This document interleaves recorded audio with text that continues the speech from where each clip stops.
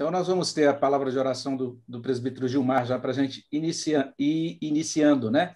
Vamos orar com Gilmar. Vamos orar. Senhor nosso Deus e Pai, nós te louvamos, nós te agradecemos, ó Pai, pelo dia, um dia maravilhoso que o Senhor já nos dá. Te pedimos, ó Pai, que o Senhor esteja abençoando toda essa aula, Senhor, para que nós possamos ter mais conhecimento a respeito do Senhor, ó Pai, que nós possamos sair desta aula mais edificados, ó Pai, conhecedores da Tua palavra. Amém. Nos ensina, Senhor, a cada dia vivermos o Teu Evangelho, que nós possamos sempre nos prender, colocar esse tempo, ó Pai, para poder ouvir a Tua palavra, para poder aprender a respeito da Tua palavra. E nessa manhã, nós te pedimos em nome de Jesus, que o Senhor abençoe, Pai, para que todos nós, ó Pai, alunos, professores, possam ter a unção do Senhor, ó Pai, e que o Teu Santo Espírito esteja conosco, nos dando entendimento para que possamos aproveitar toda esta aula, Senhor. Abençoe o professor dessa manhã. Nós te pedimos, nós te agradecemos, em nome do Senhor Jesus. Amém. Amém. Estamos aí pedindo a Deus que nos ajude a dar conta aí desse tema, né, desse capítulo 14. É muita coisa que a gente tem que ver nesse capítulo. Então, espero que Deus nos ajude aí a conseguir ver todo o conteúdo. Ao mesmo tempo, né, queremos aí motivar você para fazer perguntas, fazer também aí as suas interações, se você tiver alguma observação a fazer, né, você já é convidado aí a levantar sua mão e a gente vai passando a palavra, ou você pode mandar aí suas observações ou perguntas também no nosso bate-papo, tá? Pode escrever aí que a gente vai lendo aqui, vai tentando responder. Se, porventura, eu estiver meio empolgado aqui, olhando para o slide e não olhar para o bate-papo, você dá uma chamada. Pastor, eu perguntei um negócio lá, o senhor não respondeu. Porque aí a gente vai seguindo aí, porque às vezes é muito detalhezinho e a gente acaba se perdendo em algum pequeno detalhezinho aí, não dá para prestar atenção em tudo. Então, eu vou compartilhar a tela para nós já iniciarmos.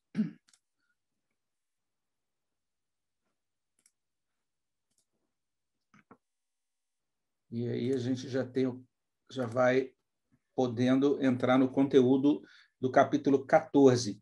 Então, esse é o capítulo que a gente está estudando nesta ocasião. É o capítulo que encerra, de certa maneira, o estudo sobre o credo apostólico. Talvez você já tenha visto, né, há muito tempo atrás, em outras igrejas, já tenha ouvido falar sobre o credo apostólico, ou já tenha, até mesmo, talvez lá na igreja de onde você veio, já tinha também esse costume aí de recitar o credo apostólico, especialmente aqueles que talvez tenham vindo aí da igreja católica, né?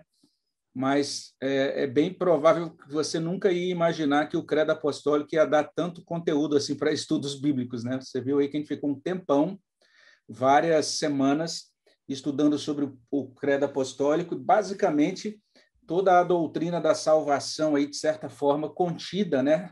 A doutrina da criação está no credo apostólico, as doutrinas que a gente chama de doutrinas cristológicas, aquilo que diz respeito à pessoa e obra de Cristo, estão no credo apostólico. As doutrinas que a gente chama aí de doutrinas da pneumatologia, né? O nome até é esquisito, mas as doutrinas acerca do Espírito Santo, todas as afirmações básicas sobre a obra do Espírito Santo também estão aí no credo apostólico. E quando a gente está falando aí sobre a salvação, especialmente da salvação aplicada, ou seja, Cristo morreu há 2000 anos atrás, ressuscitou há 2000 anos atrás, mas quem traz Cristo para a gente hoje é o Espírito Santo. É ele quem pega tudo o que diz respeito a Cristo e traz isso, então, para o nosso coração.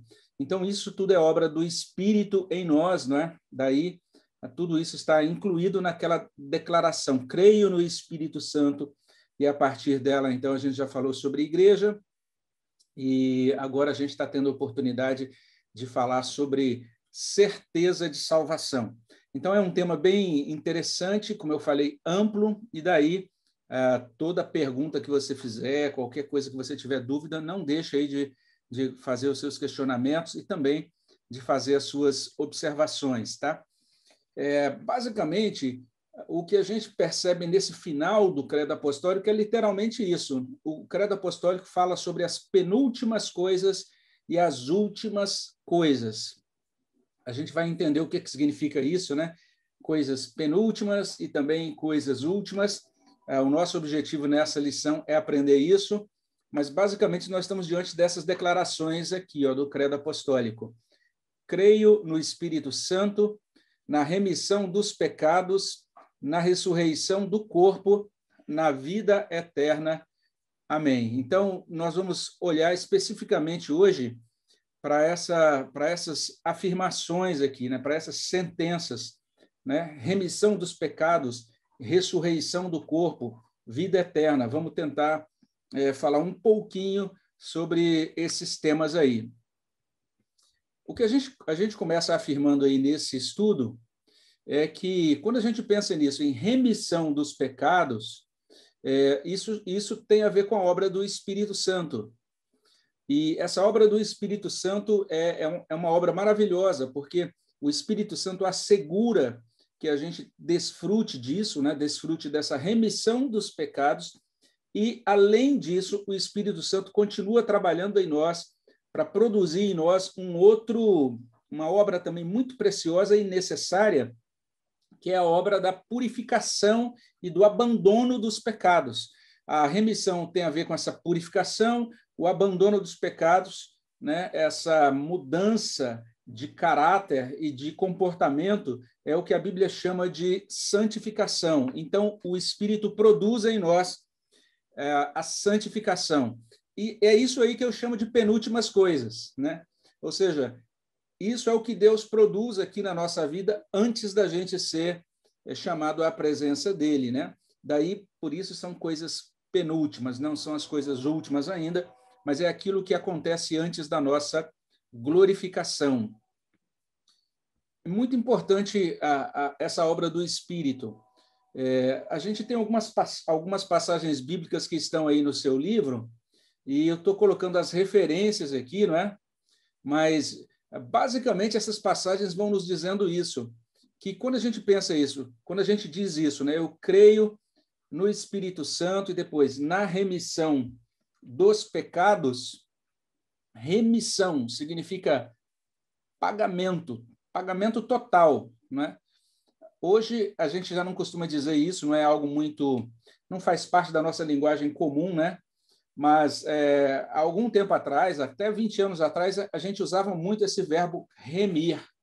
Até me lembro que era muito comum lá em Brasília o pessoal vendendo, esses vendedores de títulos de clubes, eles tinham essa opção, né? Você podia comprar o título para pagar em 8.000 prestações até você ficar velho, ou então você já podia comprar o título remido, né? Pagava de uma vez só e acabou. Está remido, está tudo pago. Essa é a ideia de remissão dos pecados. Então, a redenção tem a ver com isso. Todos os pecados foram remidos, foram pagos, né? E aí tem o texto de Salmo 103, versículo 3, e também Salmo 103, versículo 12. Alguém pode ler aí para a gente, por favor? Se você tem aí, tá todas essas passagens estão na página 65 do nosso livro. Mas eu vou pedir para alguém fazer essa leitura para a gente. Se você encontrou aí, leia para a gente Salmo 103, verso 3. Olha só que preciosidade.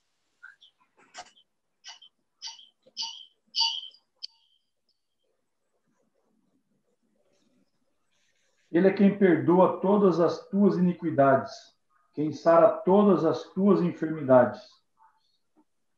Pode ler o verso 12 também, Gilmar? Quanto dista o Oriente do Ocidente, assim afasta de nós as nossas transgressões. Então, essa é uma revelação muito preciosa, né, irmãos? Ou seja, Deus é quem perdoa, e veja só, ele perdoa todas. Não está dizendo que ele perdoa apenas algumas, e das outras ele se lembra? Não. Ele perdoa todas. E ele também afasta as nossas transgressões de nós, né? Uma das promessas muito preciosas que a gente encontra é a promessa da nova aliança, lá em Jeremias 31, 34, e lá a gente encontra Deus dizendo: pois perdoarei as suas iniquidades. E aí ele termina dizendo assim: dos seus pecados jamais me lembrarei. Então, pode ser que você tenha aquele pecado, né? Ou aquele tropeço lá na sua vida, que de vez em quando ainda volta. Você fica lembrando, por que eu fiz isso, né? Sei lá, anos atrás, talvez você já fez isso há 30 anos atrás, mas de vez em quando você fica sentindo essa fisgada aí na consciência, né? Pois bem, o que a Bíblia diz é que Deus já não se lembra mais daquilo, né? E aí a gente precisa entender que quando a Bíblia diz que Deus não se lembra, não é que Deus ele tenha essa possibilidade de se esquecer de algo, não é isso, mas é no sentido de não jogar novamente na nossa conta, não colocar de novo na nossa conta, como a gente costuma dizer isso, Deus não esfrega isso no nosso rosto nunca mais. Ele, de fato, jamais se lembra. Essa é a ideia. O texto também que consta aí no seu estudo de Miqueias, ele diz assim, eu vou até pedir para alguém, se alguém puder ler aí para a gente, olha só que belo isso que a gente encontra aí em Miqueias 7,19. Se alguém encontrar, leia para a gente, por favor. Tornará a ter compaixão de nós, pisará aos pés as nossas iniquidades e lançará todos os nossos pecados nas profundezas do mar. Então, ele lançará todos os nossos pecados nas profundezas do mar. Essa é a maneira como Deus trabalha, né? O modo como ele, de fato, confirma e opera essa redenção na nossa vida. Então, isso é algo muito precioso e a gente vai entendendo isso, que o que Cristo fez, de fato, foi uma satisfação completa daquele requerimento da justiça de Deus. Então, agora, por causa da obra de Cristo, o nosso pecado foi separado de nós, né? 2 Coríntios 5,19, né? A saber que Deus estava em Cristo reconciliando consigo o mundo, não imputando aos homens as suas transgressões, e nos confiou a palavra da reconciliação. E aí, nesse caso, o vocábulo mundo, ele pode ser entendido aí no sentido de que a obra de Cristo, ela de fato ela causa, ela traz um benefício, ela assegura a redenção do cosmos, né, de toda a criação, e também pode ser no sentido de que ele estava reconciliando o mundo no sentido de a totalidade daqueles que creem em Jesus Cristo, tá? Uma das coisas que consta aí nessa página 65 é uma nota de rodapé. Nota de rodapé, de vez em, é um negócio que nem sempre a gente lê, não é? Mas é bem interessante a gente entender isso. Muitas pessoas entendem mal a doutrina do Evangelho. Elas entendem assim, Deus decide perdoar, e aí ele simplesmente se esquece no sentido, até a Bíblia diz que até a linguagem da Bíblia é essa, né, de que ele se esquece, ele não se lembrará, e creem que isso acontece como acontece no âmbito humano, né? Quando a gente diz assim, esquece isso, e a gente simplesmente releva isso, não é? Não é assim com o perdão de Deus, gente. O perdão de Deus, preste atenção, para que ele se esqueça do nosso pecado, ele tem que castigar esse pecado em Cristo. Não tem pecado sem consequência. A Bíblia é bastante clara quanto a isso, né? Para que Deus se esqueça, entre aspas, né, do nosso pecado, ele não se lembre mais, entenda que em Deus tudo reverbera eternamente. Então, está reverberando em Deus Pai a morte do Filho até hoje. E cada pecado nosso cometido é aplicado em Cristo na cruz. Então, isso é muito importante a gente entender. A gente vai poder dizer, Deus, obrigado, porque a salvação é pela graça, mas a gente, ao mesmo tempo, vai dizer, Deus, quão precioso é isso, que preço altíssimo, como foi cara a minha salvação. A graça de Deus é preciosa, ela nunca é uma graça barata, né? Nós não somos salvos simplesmente porque Deus decidiu deixar para lá. Não, ele pega, ele não pode deixar para lá, ele é Deus santo, ele julga o pecado, e daí, então, o pecado nosso tem consequência, sim. Se Deus, por sua graça, nos livra dessa consequência aqui, né? Mas a gente precisa entender que a consequência do nosso pecado é colocada sobre Cristo. E Deus está tratando com os nossos pecados, no plural, ou seja, nossos pecados são os atos que a gente comete, né? Ou as omissões nossas cotidianas. Então, nossos pecados, no plural, são tratados pelo Evangelho, mas Deus também está tratando com a nossa natureza pecaminosa. Então, a Bíblia, às vezes, usa a palavra pecados, no plural, para falar dos atos que a gente comete, e, às vezes, a Bíblia usa a palavra pecado, no singular.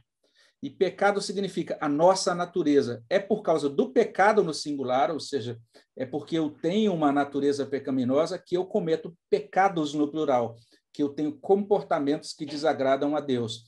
E tanto os nossos pecados quanto o nosso pecado no singular, a nossa natureza, são cobertos pela justiça de Cristo.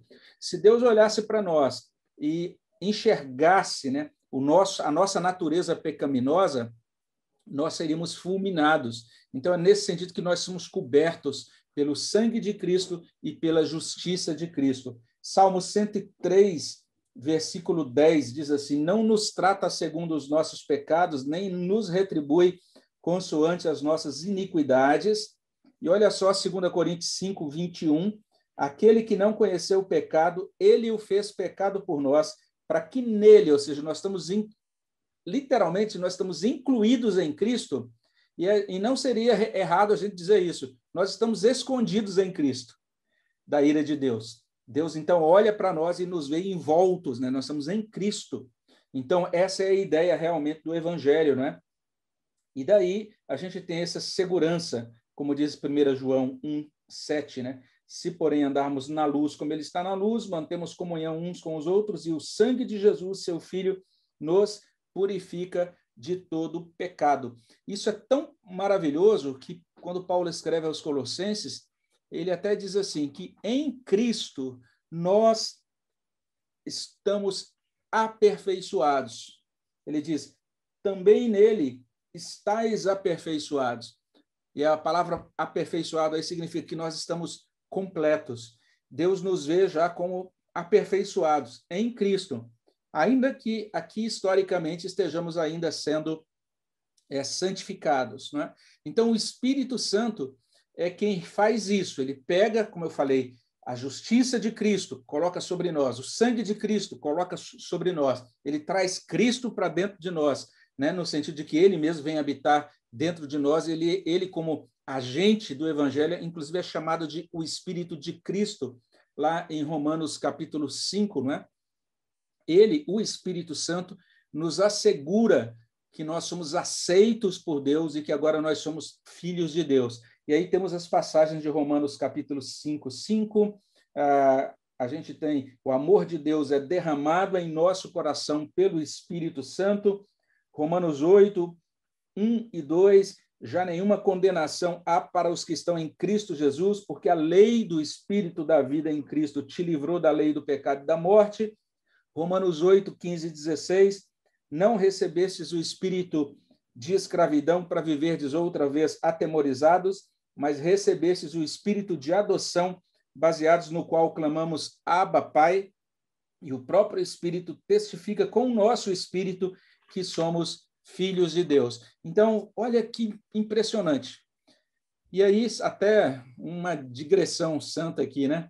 Talvez você aí que esteja vindo de outra denominação já tenha falado isso, né? Ou tenha ouvido isso lá em outra denominação, e talvez até aqueles que estão chegando já de outras igrejas presbiterianas mesmo, já tenham sido rotulados assim, né? Mas alguns irmãos nossos, especialmente os nossos irmãos pentecostais, às vezes, eles, às vezes, sem nenhuma maldade no coração, mas eles têm essa impressão nossa, eles dizem, você é presbiteriano? Puxa vida, lá na igreja presbiteriana vocês não creem no Espírito Santo, né? Vocês não têm experiência com o Espírito Santo, Não, aqui na nossa igreja, ou lá na minha igreja, a gente tem muita. Lá a gente vê o poder do Espírito Santo todo dia. Olha só, de acordo com a Bíblia, cada vez que você entende assim, você se aproxima de Deus, né, com esse sentimento e entendimento, Senhor, o Senhor é o meu Pai, obrigado por Jesus Cristo, que é o meu Redentor, né? Obrigado, Senhor, porque agora eu posso viver na tua presença, porque o sangue de Cristo, a obra de Cristo cobre a minha vida, né? Eu estou em Cristo e agora eu sou uma nova criatura. Isso significa que o grande poder do Espírito Santo está agindo dentro de nós. Nós entendemos que é impossível vida cristã, é impossível conversão sem Espírito Santo, é impossível a gente estar diante da presença de Deus sem essa obra do Espírito Santo que traz aquilo que é de Cristo e do Evangelho para o nosso coração, tá? Então, até mesmo a nossa segurança com relação à filiação depende disso, né?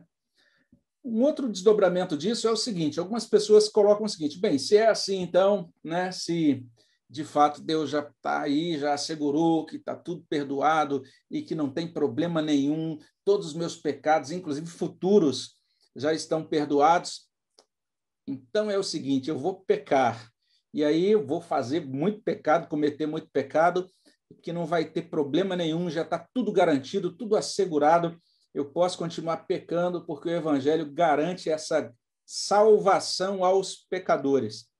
É um entendimento errado. Na verdade, a gente precisa entender isso, que Deus promete salvação aos pecadores que, de fato, forem alcançados pelo Evangelho, forem convertidos pelo Evangelho. Tá? E a ideia de conversão, ela em si já comunica essa ideia de mudança de direção, né? Mudança, inclusive, de princípio de vida ou de princípio ativo. Hoje a gente tem aí os carros aí que, na maioria, hoje usam essa tecnologia que a gente chama de tecnologia flex, né? Que funcionam com diferentes combustíveis, mas eu sou de uma geração lá em que você tinha o carro a álcool ou a gasolina, era um ou outro, tinha que escolher. E, às vezes, você de repente, em determinado ponto, dizia, não gostei, eu vou fazer uma conversão para que o meu carro, que é álcool, passe a funcionar como gasolina. Quando você ia no mecânico e fazia a conversão, o teu carro não funcionava mais com o combustível anterior, só funcionava com o combustível para o qual ele tinha sido adaptado. É isso mesmo, Heber? O Heber é o nosso mecânico aqui, talvez seja jovem, não seja dessa época, né? Mas eu acho que era mais ou menos assim que funcionava. A ideia da conversão é essa. Agora, depois que fomos convertidos, nós não conseguimos mais funcionar de acordo com aquele princípio ativo anterior. E agora nós somos, na verdade, pelo Espírito, nós somos agora transformados para que a gente funcione por um novo princípio. Assim como um pai deseja que o seu filho se pareça com ele, não é? Nesse caso, especialmente no caso de Deus, que é um pai perfeito, um pai com todas as virtudes aí plenamente equilibradas, o propósito da salvação é que nós também nos assemelhemos a esse pai. E exatamente por conta disso, quando nós que somos convertidos, começamos a andar mais relaxadamente, vamos dizer assim, né? Quando a gente começa a querer funcionar a partir de um princípio de pecado, Deus disciplina. Então, Deus disciplina aqueles que pertencem a Ele, aqueles que são os seus verdadeiros filhos, tá? E isso consta aí em Hebreus, capítulo 12, está aí na página 66 do seu livro. Diz assim, além disso, tínhamos os nossos pais segundo a carne que nos corrigiam e os respeitávamos.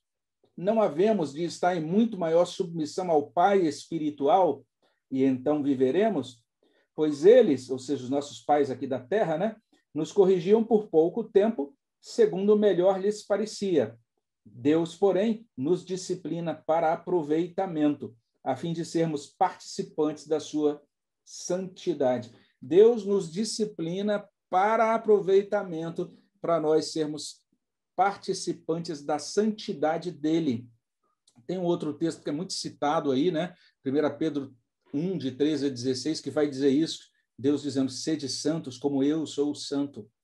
Ou seja, nós, aqueles que pertencem a Deus, eles agora são convidados, né? São convocados a uma caminhada em que eles vão ser assemelhados ao Pai.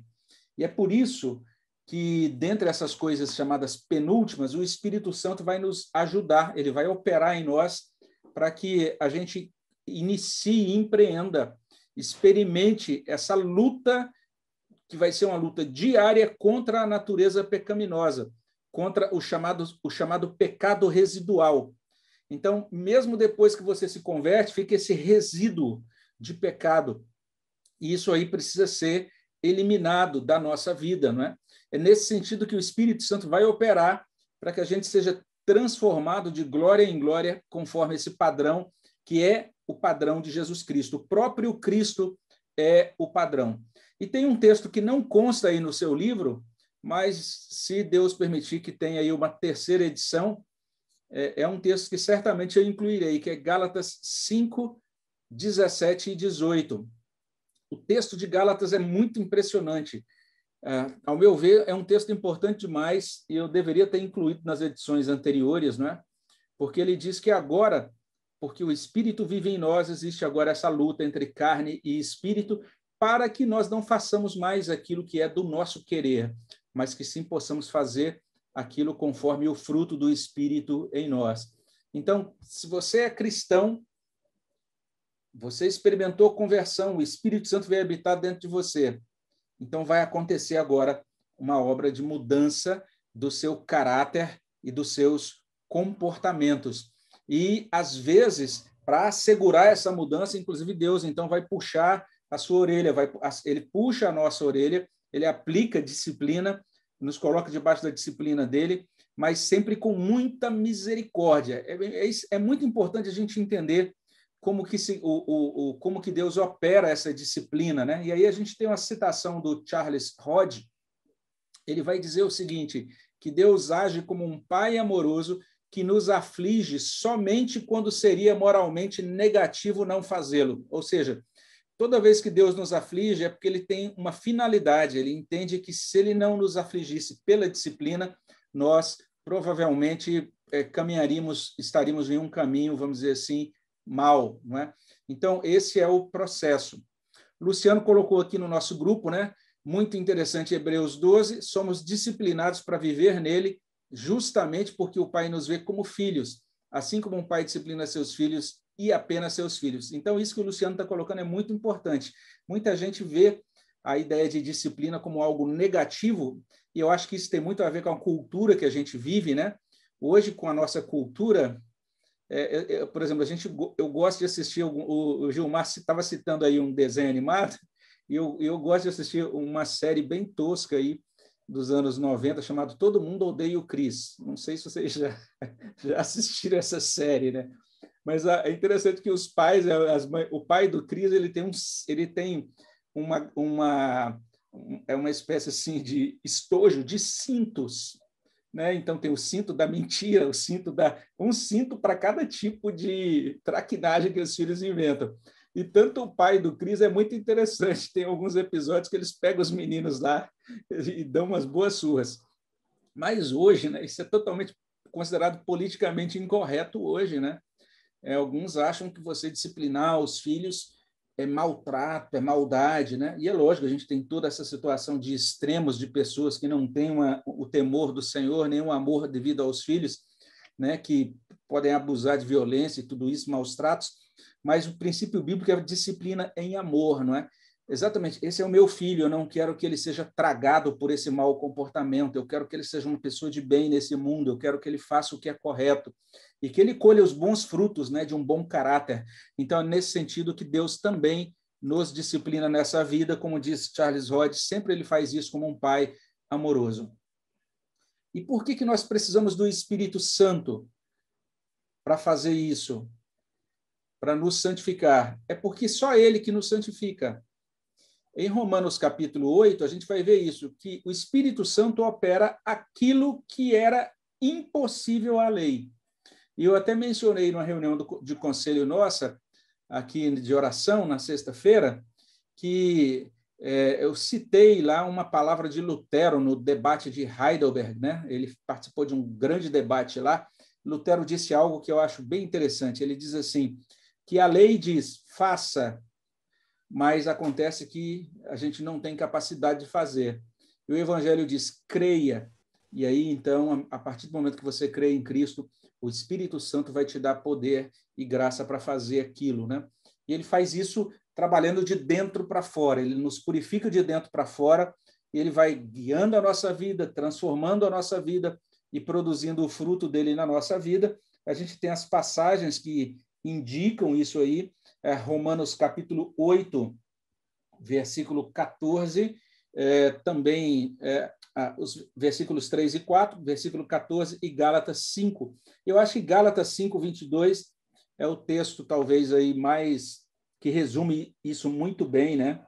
Porque diz mais o fruto do Espírito e aí ele vai mencionar essas 9 virtudes de caráter que o Espírito Santo produz naquele que pertence a Jesus Cristo, né? Amor, alegria, paz, longanimidade, benignidade, bondade, fidelidade, mansidão e domínio próprio.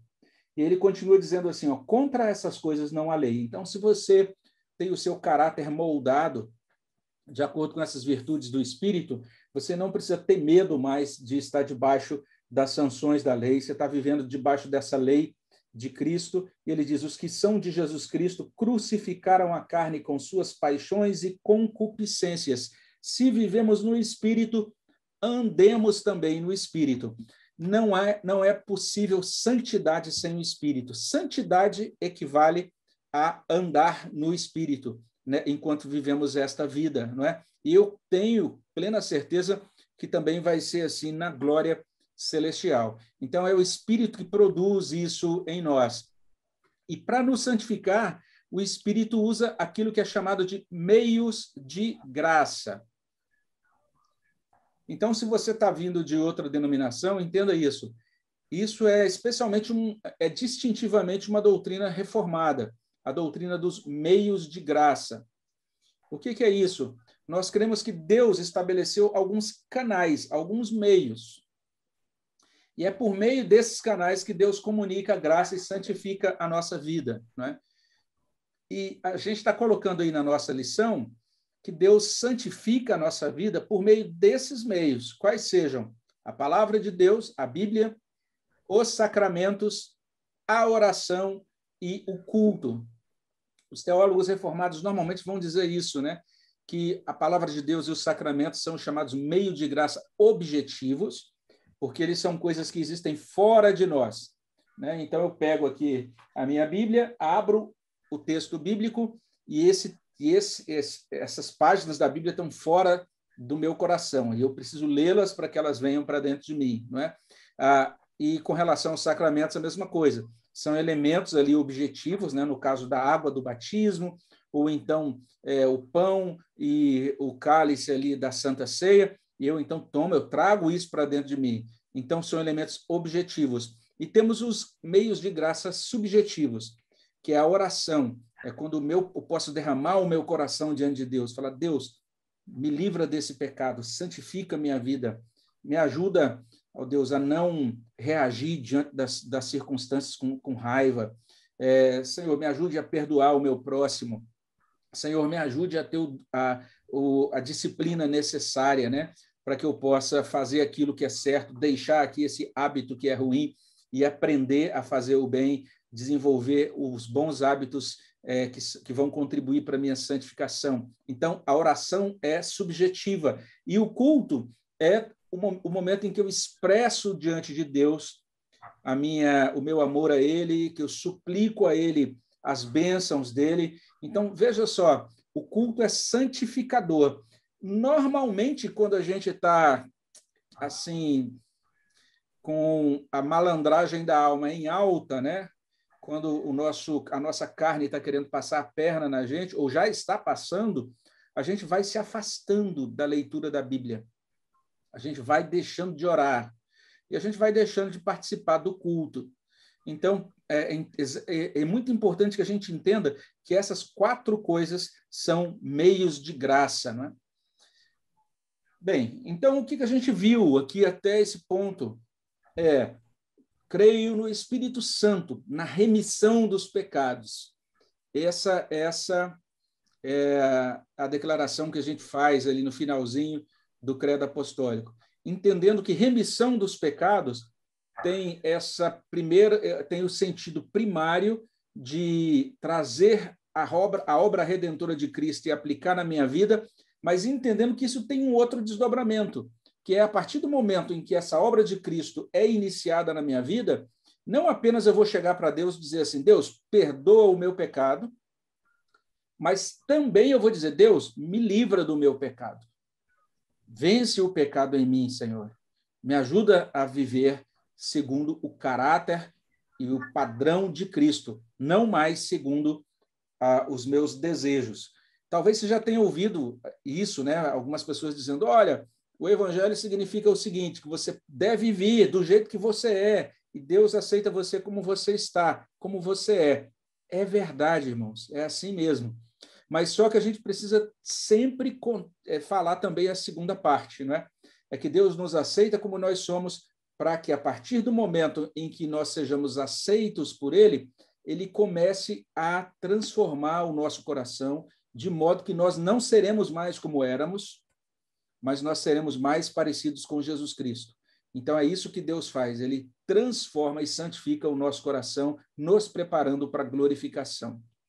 Até aqui, tudo bem? Queria saber aí se tem alguma dúvida, se alguém gostaria de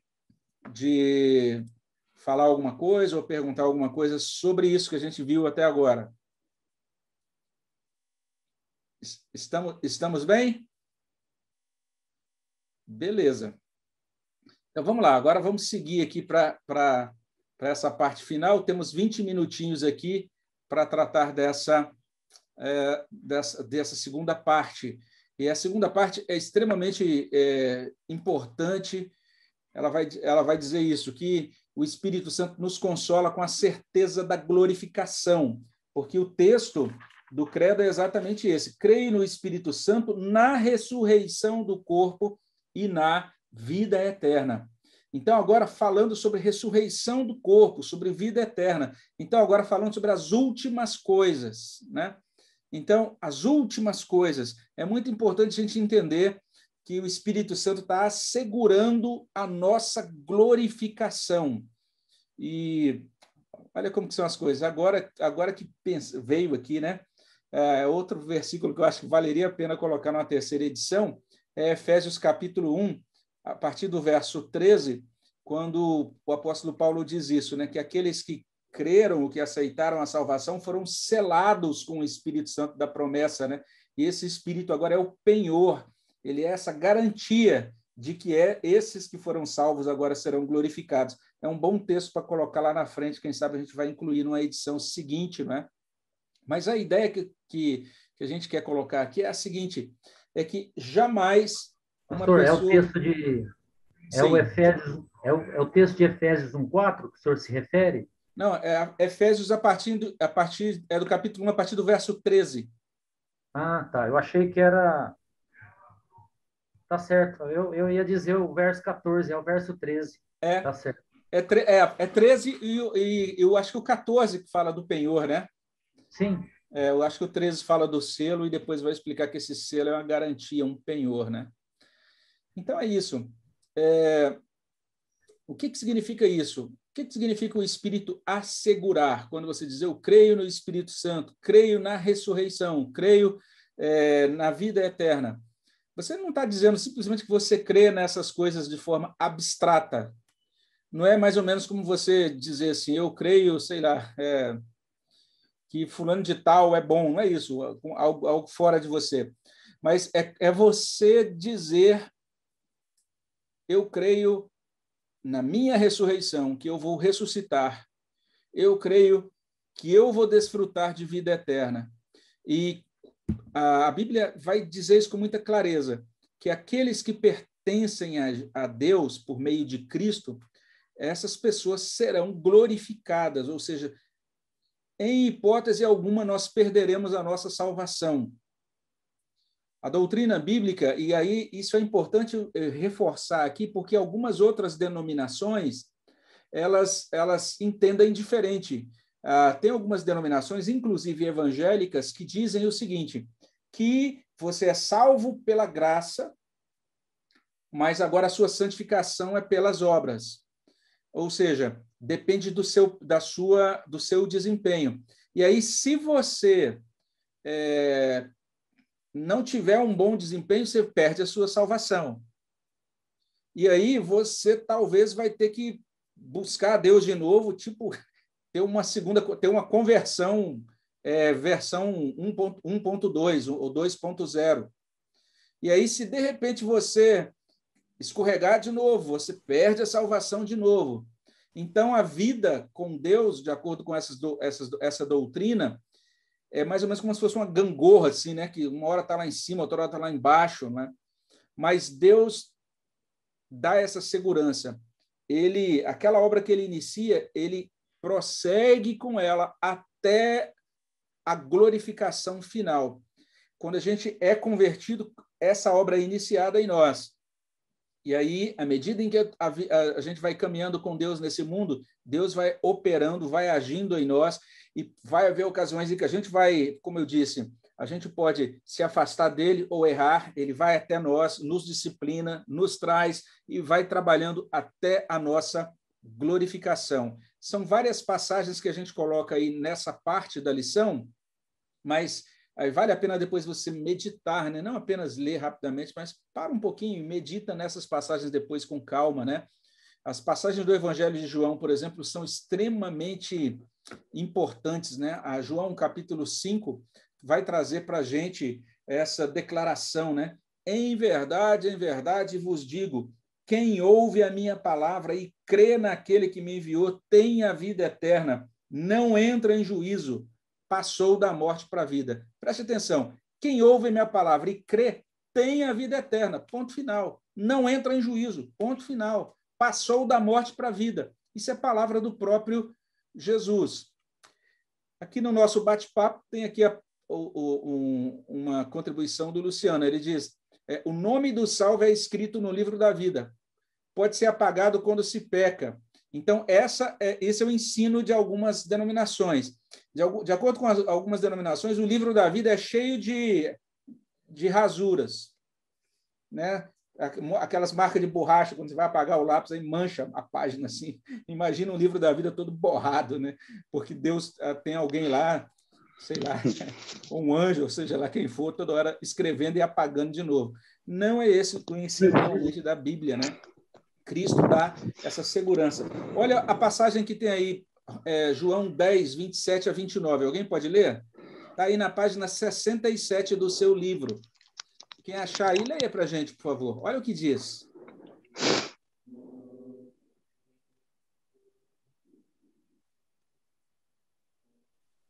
As minhas ovelhas ouvem a minha voz, eu as conheço e elas me seguem. Eu lhes dou a vida eterna, jamais perecerão, e ninguém as arrebatará da minha mão. Aquilo que meu Pai me deu é maior do que tudo, e da mão do Pai ninguém pode arrebatar. Olha que texto precioso, né? As minhas ovelhas ouvem minha voz, elas me seguem, ou seja, lembra aquilo que a gente falou? Santificação. E veja bem em seguida, eu lhes dou a vida eterna, jamais perecerão. Ninguém as arrebatará da minha mão. Ninguém. E Paulo abre isso um pouco, desdobra isso lá em Romanos 8, né, quando ele diz, nem morte, nem vida, nem coisas do presente, nem coisas do porvir, né, nem principados, nem potestades. Ele vai dizer que nada, absolutamente nada, nos separará do amor de Deus por meio de Cristo Jesus. A gente cita duas passagens aí de Provérbios que eu acho bem legais, uma dizendo que a vereda do justo é como a luz da aurora. luz da aurora é a luz do início do dia, né? Essa luz chega e depois dela a luz só aumenta. Isso é a vida do cristão. Cristo chega e depois que ele chega, a luz só aumenta na nossa vida. E Provérbios 24:16 diz que o justo pode cair. Não significa que o crente não esteja isento de falhas, não significa que o crente nunca caia, mas diz que o justo ele se levantará todas as vezes que cair. Deus vai levantá-lo. E por fim, Filipenses 1:6, a palavra do apóstolo Paulo: estou plenamente certo de que aquele que começou boa obra em vós há de completá-la até o dia de Cristo Jesus. Então tem essa figura, a figura 11 do livro aí, na sua página 67, você vai percebendo, então, esses estágios, né? A gente tem o novo nascimento, a regeneração, quando a fé é gerada no nosso coração pela palavra, o arrependimento e fé, então, o momento que a gente se volta para Cristo e entende que Ele é o Senhor e Salvador da nossa vida, a santificação, que tem o fruto do Espírito, que exige o nosso uso dos meios de graça, e, por fim, a gente é conduzido à glorificação, a essa eternidade com Cristo. Então, tem todo um processo, e Deus é o principal agente em todo esse processo. E como é que isso se dá, pastor, né? Sim. Sim, Robson. Tem um texto também em João 17, que Jesus fala que nenhum se perdeu a não ser o filho da perdição. Isso mesmo. É isso mesmo. Aquela oração de João 17, aquilo lá é uma peça doutrinária preciosíssima, a oração sacerdotal. Ou seja, só se perdeu aquele que tinha que se perder mesmo. Mas aqueles que pertencem a Cristo, esses são assegurados, né? E Cristo continua orando nessa oração de João 17 para que Deus os guarde, para que eles possam ser guardados e protegidos ali do mundo. É um texto muito precioso. Obrigado, Robson. É isso mesmo. E como é que é isso? Como é que é essa questão da glorificação? Glorificação é explicada aí de maneira bem resumida, não é? Mas basicamente é isso. Ó. Enquanto eu estou falando essa frase aqui para vocês, se de repente eu não conseguir terminá-la, ou seja, der alguma coisa em mim aqui, eu morrer exatamente nesse momento, imediatamente, enquanto vocês vão estar assustados aí diante da... O que aconteceu lá? Né? Travou o vídeo do pastor? Não, é porque travou o pastor todo, né? Ele já foi para a glória, né? Enquanto vocês estiverem fazendo essa pergunta, eu já vou estar com Cristo. É isso. Nós temos essa certeza de que estaremos imediatamente com Cristo quando a partir do momento que nós morremos aqui nesse mundo. E a minha alma vai ficar aguardando a ressurreição enquanto estarei ali com Cristo e a minha alma em plena consciência desfrutando da bênção dessa comunhão com Cristo. Glorificação. Essa é a certeza do crente. Nós temos certeza de vida eterna, não é? Eu não sei se vocês perceberam, a gente usa muito na nossa igreja isso, olha. Se Deus permitir, faremos isso. Vamos, semana que vem nós vamos nos encontrar, se Deus permitir. É por isso, meus irmãos, a gente não sabe por quanto tempo a gente está nesse mundo. Em qualquer momento Deus pode nos chamar, mas aqueles que pertencem a Cristo sabem disso. A gente até canta isso todo domingo, né? Quando a gente termina os nossos cultos, né?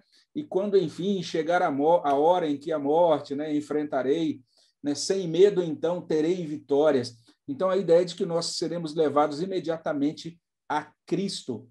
Essa é a segurança.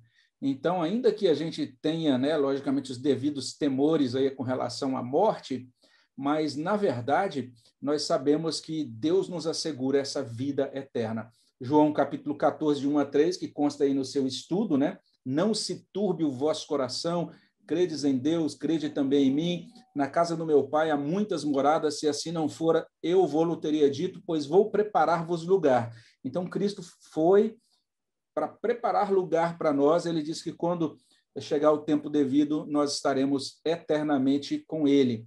Tem o exemplo lá de Lucas 16, é um capítulo que a gente sempre menciona, que mostra duas pessoas que morrem, um rico que morre e vai para o inferno, porque ele era uma pessoa bastante fechada, ele inclusive não tinha um mendigo que ficava na porta da casa dele e que tinha que comer as migalhas ali, né? Não era bem cuidado por aquele rico, que demonstra que aquele rico não era uma pessoa que conhecia a Deus, não é? Que andava com Deus. E aí, quando aquele rico morre, imediatamente ele se vê no inferno. E quando o mendigo morre, esse mendigo se chamava Lázaro, imediatamente ele foi chamado para o seio de Abraão. Então, essa realidade, né, de morte, ela vai deixar a Bíblia vai deixar bastante clara que imediatamente após a morte, os que pertencem a Deus vão para o paraíso ali junto ao seio de Abraão, e aqueles que não pertencem a Deus vão para o inferno. Esse é o ensino que a gente encontra nessa parábola de Lucas. Em Lucas 23, 43, aqui tem aquela situação clássica, né? Cristo na cruz e aquele ladrão, então, que demonstra ali tem uma consideração por ele e que demonstra fé nele. Aquele ladrão recebe essa promessa: em verdade vos digo que ainda hoje estarás comigo no paraíso. Paulo, quando escreve aos Filipenses, aí no capítulo 1, versículo 23, ele vai dizer assim, né? Ora, de um e outro lado estou constrangido, tendo o desejo de partir e estar com Cristo. Então, Paulo tinha essa convicção: no momento que eu partir dessa vida aqui, onde é que eu vou estar? Com Cristo. É a segurança que ele tinha, não é? E Apocalipse 14, verso 13, que consta aí no nosso livro também, vai falar daqueles mortos que agora descansam descansam no Senhor e as suas obras os acompanham. Apocalipse capítulo 14, versículo 13. E esse estado, vamos dizer assim, em que a gente morre e a alma vai para Cristo, é chamado de estado intermediário, porque essas almas, se acontecer isso de eu morrer hoje, a minha alma vai ficar esperando a volta de Cristo, e vai haver um dia em que Cristo vai voltar, e quando ele voltar, vai acontecer a consumação, né, deste século, não é? E vai acontecer, então, a ressurreição. Nós vamos ter nossos corpos ressurretos, e esses corpos ressurretos serão semelhantes ao corpo glorioso de Jesus Cristo, né? Então, a gente tem essas promessas que constam aí, Lucas capítulo 20, verso 37 e 38, os mortos hão de ressuscitar, ou melhor, que os mortos hão de ressuscitar, Moisés o indicou no trecho referente à sarça, e aí ele prossegue explicando que Deus não é Deus de mortos e Deus de vivos.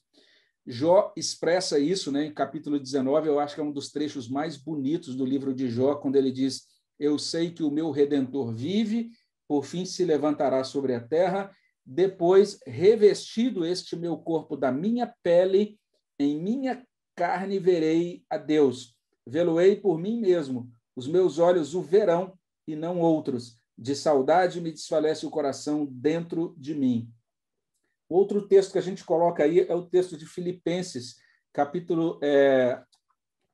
antes de Filipenses, 1 Coríntios 15, 53, 54, né? Alguém aí leia, por favor, está aí no finalzinho da página 67, por gentileza. Nós já temos que correr aqui, que estamos nos momentos finais, mas se você encontrou aí, pode ler. 1 Coríntios 15, 53, 54. Porque é necessário que este corpo corruptível se revista da incorruptibilidade, e que o corpo mortal se revista da imortalidade. E quando esse corpo corruptível se revestir de incorruptibilidade, e o que é mortal se revestir de imortalidade, então se cumprirá a palavra que está escrita: tragada foi a morte pela vitória. Esse texto é impressionante, né? A gente vai chegar naquele dia em que a gente vai poder declarar isso: tragada foi a morte pela vitória. E nós vamos falar isso olhando para os nossos corpos ressurretos, né? E vendo que eles são semelhantes ao do próprio Senhor Jesus Cristo, não é? É um texto muito precioso, é 1 João 3, 2. Vou pedir só para alguém ler aí antes da gente finalizar.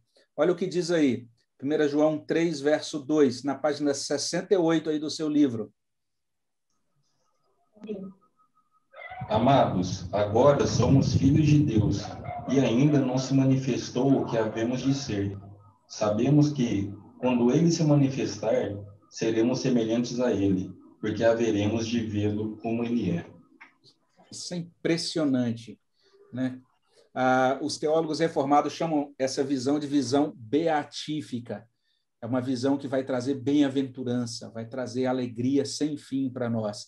Nós haveremos de vê-lo como ele é, e nossos corpos serão semelhantes ao dele. Nós seremos semelhantes a esse corpo glorioso do nosso Redentor. Então, basicamente, o que a gente vai percebendo é essa promessa de vida eterna. Eu trouxe aqui uma música que eu vou passar aqui rapidamente para vocês, e eu passei o link dela aí para o grupo da igreja, da nossa classe, para você ouvir depois, se quiser, né, com calma, tem até o vídeo no YouTube, e eu vou, de certa maneira, passar ela aqui, e depois eu vou recortá-la do nosso vídeo da aula, né, por questão de direito autoral lá no YouTube, para não dar problema. Então, por isso que eu coloquei o link aí para quem quiser ouvir depois, ter acesso a ela depois. Talvez você não goste muito aí do estilo, né? Não sei o estilo de música que você gosta, mas principalmente eu gostaria que você pensasse aí na letra, tá bom? Vamos ouvi-la. É chamar atenção aí, essa ênfase, né? Dessa esperança desse reino eterno, então, onde a gente vai ter esse desfrute aí dessas realidades, né? Eu escrevi um material, eu organizei aí alguns estudos sobre isso, que estão disponíveis. A gente não teria tempo de entrar em muitos detalhes a mais, não é? Mas você pode entrar aí nesse endereço, misaelbn.com/livros, você vai encontrar gratuitamente esse material para você baixar e estudar. São 5 estudos sobre essas últimas coisas, né? Como que são os detalhes sobre a ressurreição, ou sobre a volta de Cristo, etc. Então, você encontra esse material disponível e gratuito também para você poder estudar aí, para quem tem mais interesse nesses temas da chamada escatologia, né? A doutrina sobre as últimas coisas. Mas, basicamente, é isso, nós temos essa segurança de que o cristão ele é diferente no sentido de que ele vive à luz da eternidade.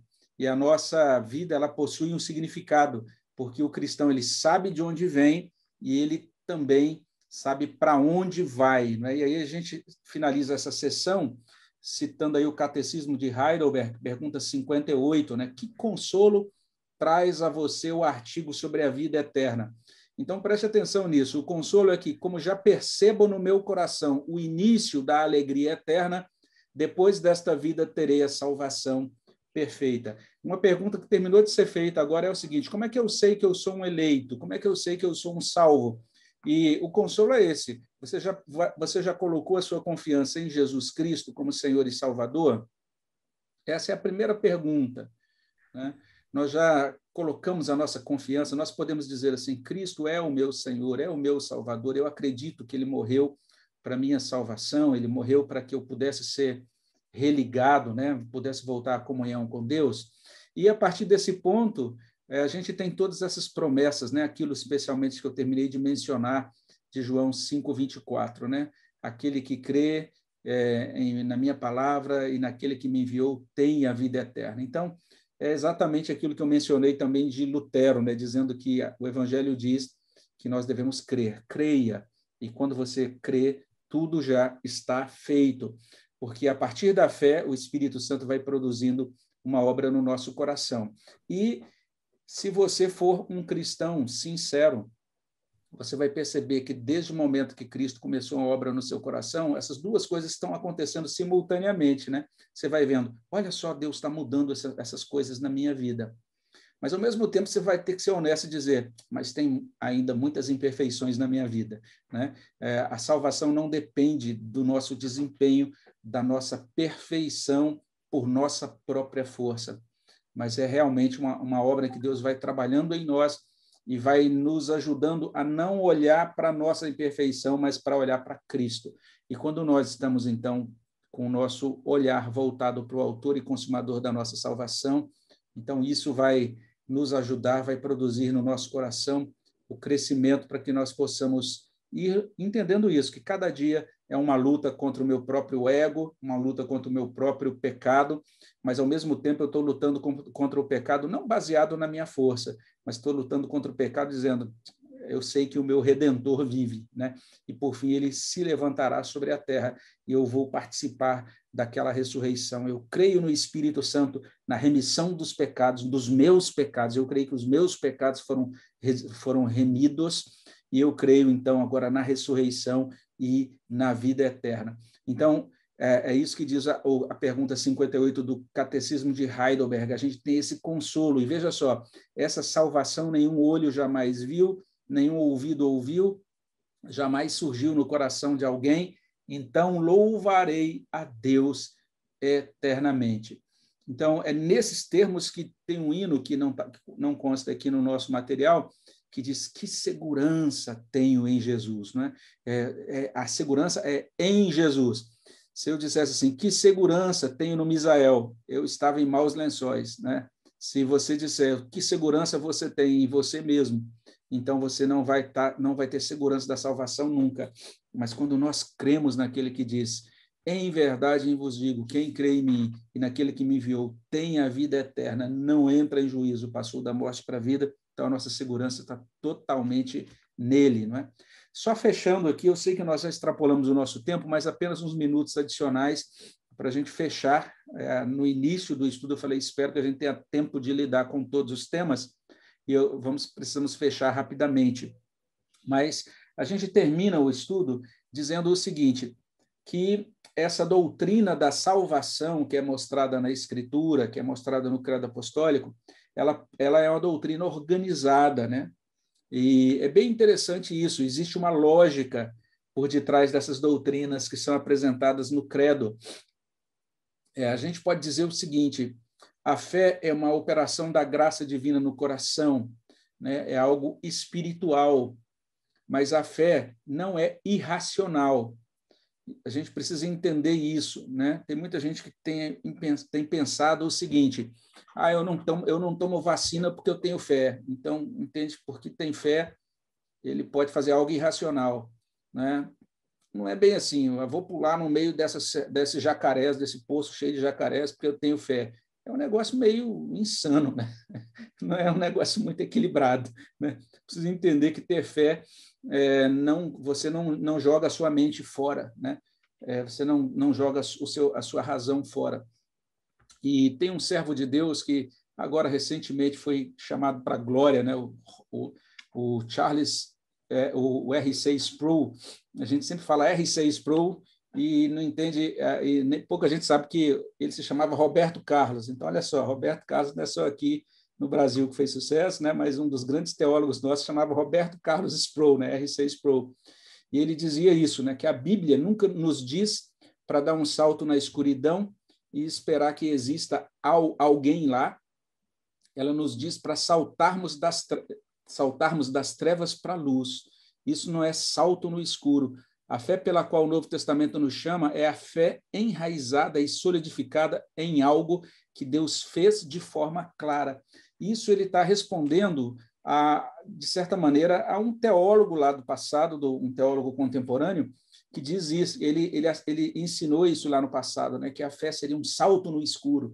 E muita gente do cristianismo atual acha que a fé é isso, é você saltar no escuro. E não é isso. A fé é exatamente Deus nos trazendo para a luz dele. E ele fez isso de modo muito claro, muito límpido em Cristo, né? E ele revela isso com muita clareza no Evangelho. E ele diz, venha, aceite essa revelação, aceite Cristo, aceite o Evangelho. E daí você está abraçando coisas que Deus fez com muita clareza. E se a gente pegar o Evangelho inteiro, o Evangelho pode ser resumido nessas 5 declarações. Essas declarações são compreensíveis, elas têm uma lógica, não é? Então, primeira declaração, nós decaímos do nosso estado original. Então, a Bíblia começa mostrando isso lá em Gênesis, capítulos 1 até 3. Então, porque houve uma queda, porque o pecado entrou no mundo, agora o homem se tornou pecador e foi separado de Deus. E Deus, naquela ocasião, ele poderia ter destruído todo mundo, porque ele tinha dito para o primeiro casal o seguinte: no dia em que dela comerdes, certamente morrerás, ou seja, no dia em que aquele casal transgredisse e comesse ali aquele fruto da árvore do conhecimento do bem e do mal, eles morreriam. Mas ao invés de eliminar a raça humana, né, falar, ops, deu erro aqui, vou começar um segundo tipo aí de ser humano. Não, Deus, ele, dentre toda aquela massa, né, de pecadores que estavam destinados à perdição, mesmo assim ele decidiu salvar alguns por meio de Cristo. No devido tempo, ele mandou Cristo para salvar essas pessoas. E aí, veja, Cristo morreu pelos eleitos. Mas quem são os eleitos? São os que creem. João 3,16. Porque Deus amou o mundo de tal maneira que deu o seu Filho unigênito, para que todo aquele que nele crê tenha a vida eterna. Como é que você sabe se você é escolhido? Como é que você sabe se você é eleito? É simples. Você crê em Jesus Cristo como seu Senhor, como seu Salvador? Se você não fosse eleito, você jamais creria. Você acharia tudo isso um absurdo. Você estaria zombando de tudo isso. Se isso faz sentido para você, e se você entende, eu entendo isso, eu entendo que de fato eu sou pecador, e eu creio que Jesus morreu por mim, isso é sinal que você é um eleito de Deus. Esses eleitos são chamados pelo Espírito Santo e esses eleitos serão glorificados. Tá? Essas são as 5 declarações. A doutrina do Evangelho é resumida nesses 5 pontos. E os nossos pais do passado, eles resumiram isso em um acróstico, né, chamado tulipe. Usaram a palavra tulipe. A palavra tulipe é a palavra tulipa em inglês. Tulipa é essa flor aí, que é muito apreciada na Holanda. Na Holanda tem campos de tulipa maravilhosos, lindíssimos, e eles usaram essa flor como esse acróstico, né, melhor dizendo, para ser uma espécie de resumo da doutrina da salvação. O T significando total depravação, o U significando que Cristo escolheu incondicionalmente, que Deus Pai, melhor dizendo, escolheu incondicionalmente, né, baseado simplesmente na sua graça, aqueles que ele gostaria de salvar. Limitada expiação, outros hoje falam de uma expiação chamada de expiação definida, né, no sentido de que Cristo morreu por aqueles que creem nele. Irresistível chamado, no sentido de que Deus, no devido tempo, ele vem e chama essas pessoas que pertencem a ele. E a perseverança dos santos, aqueles que pertencem a Deus vão perseverar, vão ser santificados e vão buscar a presença de Deus e vão ser glorificados. Então, esse é o resumo da doutrina. Olha só que joia, gente. A doutrina da salvação é simbolizada por uma tulipa. Ela não é simbolizada por uma margarida, né? E qual é a diferença? Quem é da minha idade vai lembrar disso. A gente, quando gostava de uma menina, a gente pegava uma margarida e ficava assim, bem me quer, mal me quer, bem me quer, mal me quer, né? Então, era mais ou menos assim. Então, tem gente que crê em uma doutrina de Deus que é baseada numa margarida. Hoje, Deus bem me quer. Amanhã, Deus mal me quer. Depois da manhã, Deus bem me quer. Aí, depois eu cometi um pecado, mal me quer de novo. E aí, até o final da última pétala, você fica num medo, numa angústia, sabendo se você é salvo ou não. A tulipa está dizendo, não, Deus, apesar de você cair no pecado, Deus decidiu te amar. Ele escolheu você para ele. Ele mandou Cristo para morrer por você. Se você crê em Cristo, agora então você é dele. Ele chama você e agora ele vai garantir a sua salvação. É uma doutrina bem nesse sentido que a gente diz que ela tem uma lógica. E aí eu quero dizer, se você quer estudar esses 5 pontos dessa doutrina, então eu explico o primeiro ponto, a depravação total, a total depravação, nesse livro aí chamado Criação e Queda. São estudos que eu escrevi com a nossa irmã Ivonete Porto, né, esposa do reverendo Allen. Então, Criação e Queda são 13 estudos apenas para você entender como Deus criou todas as coisas e como que o pecado entrou no mundo, tá bom? A segunda letra da tulipe, né, que é uma escolha incondicional, e também a expiação, né, a limitada expiação, são explicados nesse segundo volume, Eleição e Redenção. E o terceiro, a declaração final, né, de que Deus ele chama aqueles que são dele e que esses vão perseverar até o fim, isso vai aparecer aí nesse terceiro volume, Graça Irresistível e Perseverança dos Santos. São todos os materiais que estão disponíveis aí gratuitamente, sendo que o terceiro está em fase de reescrita. Se você entrar lá, não tem como você baixar ainda, porque eu estou reescrevendo, porque tem sido lançado muito material novo sobre isso. Então, à medida que eu fui lendo essas novas teologias sistemáticas, especialmente livros sobre esse assunto, então estou trazendo fazendo uma atualização bibliográfica nesse terceiro volume. Peço até que vocês orem por mim para que a gente consiga ter isso disponível aí nesse segundo semestre desse ano de 2021, tá bom? Mas são materiais, se você quiser estudar mais sobre esses 5 pontos, tá aí esse material disponível para você começar a estudar sobre isso, tá? Só fechando, então, quando você for recebido como membro da igreja, vai ter aquela cerimônia chamada profissão de fé e vão ser feitas essas perguntas aí para você, né? Vocês creem em um só Deus, no Espírito Santo santificador da nossa alma? Confessam firmemente que o sangue de Cristo nos purifica de todo pecado e que não há outro meio de se alcançar o perdão e o poder santificador, senão pela graça do nosso Senhor Jesus Cristo e pela obra do Espírito Santo que Jesus dá a todo o que lhe pede? Eles precisam responder a isso. Todas essas perguntas têm a ver com essas declarações finais do credo apostólico. Creio no Espírito Santo, creio na remissão dos pecados, creio na ressurreição do corpo e creio na vida eterna.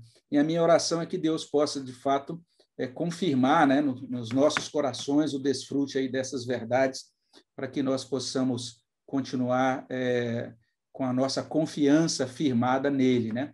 Deixa eu ver se eu consigo sair aqui rapidamente do compartilhamento. Quero perguntar se alguém tem alguma dúvida. Nossa irmã Jéssica mandou uma pergunta. E, Jéssica, eu queria saber se eu respondi, se ficou alguma coisa ainda em aberto aí. Veja aí, está tudo bem? Está tranquilo? Deu para responder? Qualquer coisa é o momento. Nós já vamos fechar, me desculpe, a gente avançou bastante hoje no nosso horário. Nós vamos terminar já com oração. E aí vamos terminar aí essa parte tão importante do credo apostólico. Eu peço desculpas por avançar, mas é porque realmente é um tema mais complexo e mais extenso. Talvez esse capítulo 14 seja um dos mais extensos e mais complexos aí do livro todo. E eu agradeço a vocês pela paciência de vocês. Vocês já mostram que tem o fruto do Espírito, que é longanimidade. Parabéns aí.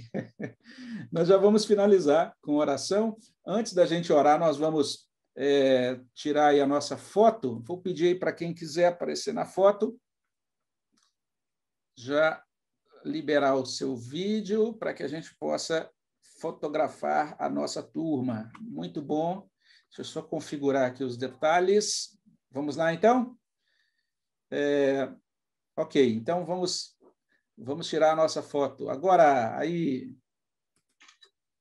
Joia, ficou bom. Vamos orar, então, terminando esse momento? Vamos buscar o nosso Deus mais uma vez. Senhor, obrigado, Pai, pela bênção que tivemos de poder estudar esses temas tão importantes. Meu Deus, nós queremos pedir ao Senhor que Teu Espírito Santo traga para o nosso coração, ó Deus, realmente testifique no nosso coração que nós somos filhos do Senhor e que nós podemos contar, podemos descansar nas Tuas promessas com relação à salvação. Nós te agradecemos, nós te louvamos pelas Tuas dádivas, no nome de Jesus. Amém, Senhor Deus.